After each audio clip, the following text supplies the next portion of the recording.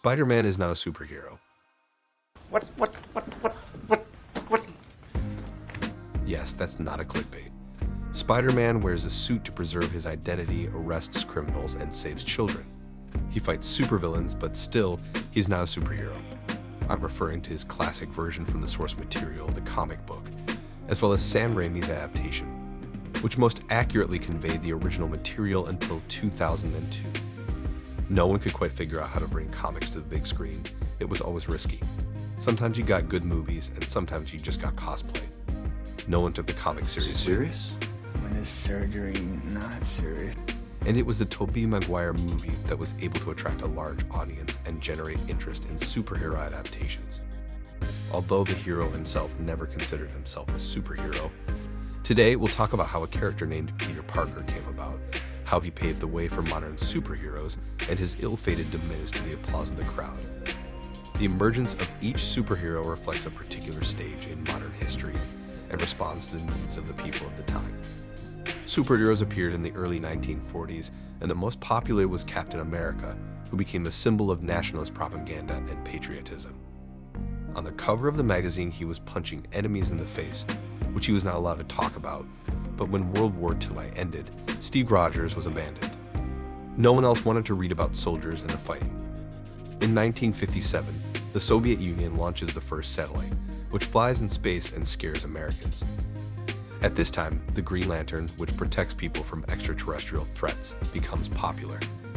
The era of technological advancement arrives and the Flash appears, a fast and bright hero who was a scientist and wore a suit with a bright coloring reminiscent of the premium cars of the mid-1950s. The Flash symbolized the silver era of superheroes and the resurgence of the genre. Interestingly, he chose the pseudonym Flash from a comic book he read inside his comic book when the cartoon universe was just beginning to take shape. Then there is the incredible explosion of superhero popularity, a genre still unchanged.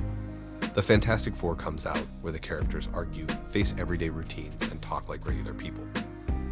They are rife with cliches, the origin story of Marvel Comics. Stan Lee wrote the following: "For the first time in my life, I was creating a story that I myself, if I were a comic book reader. A comic book reader, I'd want to pick up the characters in it were such that you could relate to them. They were made of flesh and blood. They could make mistakes. And most importantly, behind their superhero costumes, it not only strength but also weakness. I thought about the concept, the more it fascinated me." Sometimes in the comic book movies, they take a step back from reality, even when dealing with the characters.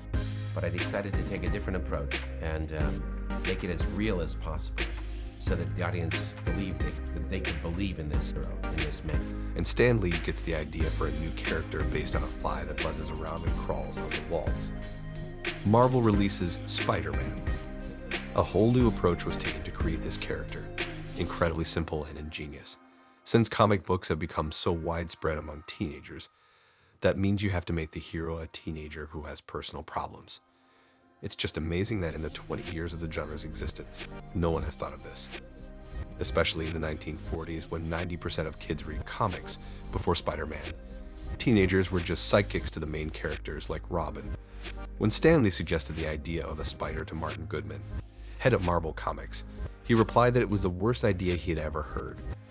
Don't you know who superheroes are? They don't have personal problems.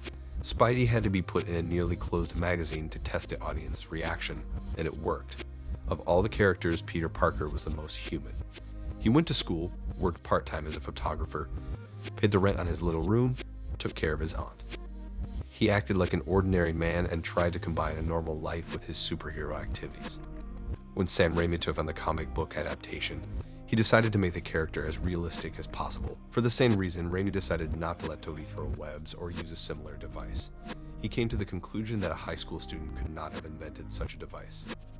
Spider-Man is the most popular superhero in the world because he is similar to us, because he is not an ordinary superhero. This character emerged at the intersection of the genres between superheroics and drama. His conflict lacks epicism. It is very personal, subjective, and inward-looking. That's why Raimi decided not to approach it with superpowers and classic heroic trappings, but rather with drama and personal conflict. This is something that is familiar to all of us. There is a hint at the beginning of the movie. In the second part, this contradictory conflict takes a new turn, and Sam Raimi accentuates it visually with a shot of the two costumes. Peter can't make a choice. He doesn't know whether he really is Spider-Man or a regular guy. He doubts who he wants to be, where his life is headed, whether he can achieve something with Mary Jane, whether he will become a great scientist, what the future holds for him with his newfound power, and whether that path will be enlightened or dark. Doubts plague every reasonable man. Peter goes to the doctor for help in understanding himself. He is overwhelmed with anger and hatred, and his thoughts are contradictory. He makes many mistakes. That is not to say that he is an exceptionally positive character. If we look at the first movie, Peter is not saving the world like the classic superheroes do. He's trying to make money to impress a girl, and he's fighting with his uncle. His main enemy turns out to be his best friend's father. In the first film, they decided to add a Green Goblin to emphasize the conflict between fathers and children. The more personal story was to give the film even more realism. The father despises Gary but also loves Peter. Raimi creates mundane conflicts. His characters are not one note. They have many shades and halftones. Norman Osborn was not a completely evil man. His personality is bifurcated, as is Peter's. The same is true of Octavius. He was not completely evil. He was trying to give humanity a source of infinite energy. Flit Marco was trying to get money for an operation for his dying daughter. Peter attacks the villains with fury. He intervenes in every fight because he remembers what happens if you stay away and think it's not your problem. Peter, thinking he has killed Flint, happily informs Aunt May about it, but she does not accept any violence. I don't understand. Spider-Man doesn't kill people. Sam Raimi brings elements of horror to the superhero drama. There is nothing but pure hatred in this scene. It is one of the strongest scenes in the entire Marvel universe. We hear Peter's muffled screams, not wide shots. We see general and large subjective shots. Instead of free flying on the web, it feels claustrophobic. Anger is felt with a minimum of computer effects and a maximum of practical ones.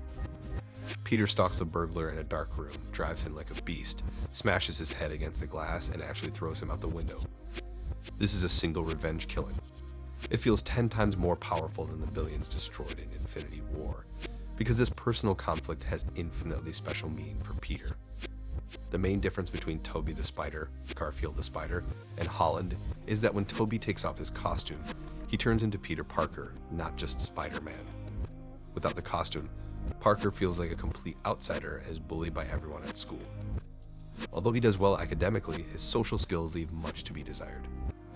If for Spider-Holland, idol is Tony Stark, the famous billionaire, playboy, and philanthropist, then for Spider-Toby, the hero idol is Octavius, an attractive nerd with a beautiful and loving wife. The superhero costume brings him only pain and suffering.